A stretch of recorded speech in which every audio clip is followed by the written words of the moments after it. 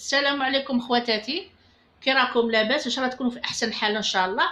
اليوم بغيت ندير لكم جي وصفه جديده. جي لولادنا في وقت الامتحانات، تعطيهم طاقه وتعطيهم سعاده وتعطيهم ثقه بالنفس. نبدأ بالمقادير. بسم الله الرحمن الرحيم. حليب حسب ما يبغي، لوز وتمر وحبه بانان. نبدأ بسم الله. بانان، لا كاين بانان ولا تفاح، كل واحد حسب المستطاع تاعه.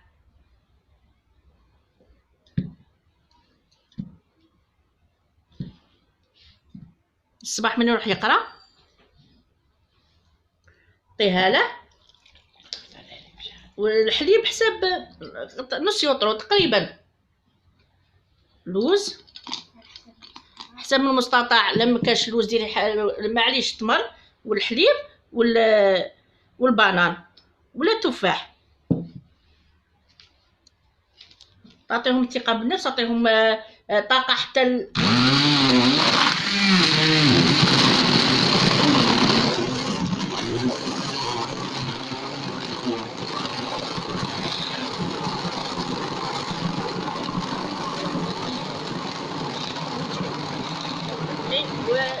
ومغرفة تحسن، مغرفة تحسن حر ولما حسن له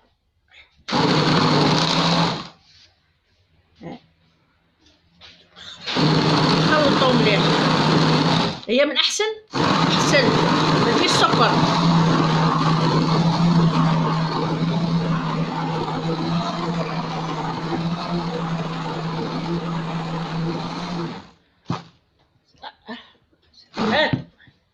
جيب المغرفة.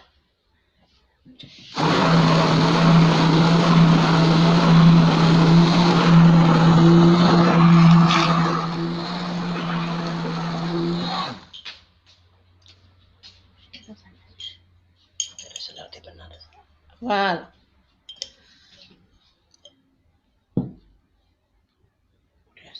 وحسن حر. روحي جيبي لي الاخر. روح حسن الحر، ولا ما عندكش الحسن ديري حسن نورمال.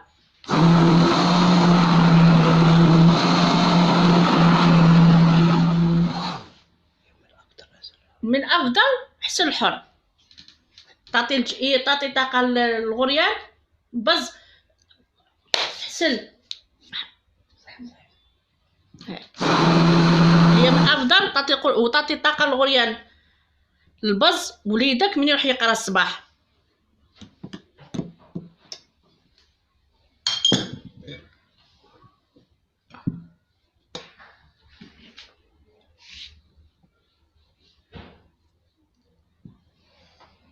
وش هي طيبه.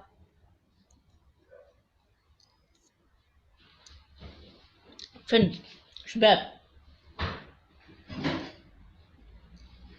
وان شاء الله تجربوه وتردوا لي الخبر،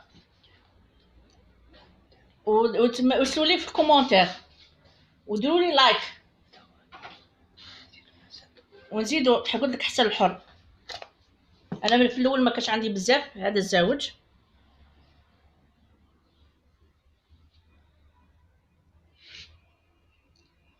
تعطي لوليدك على الصباح، يكون عندها وقت امتحانات،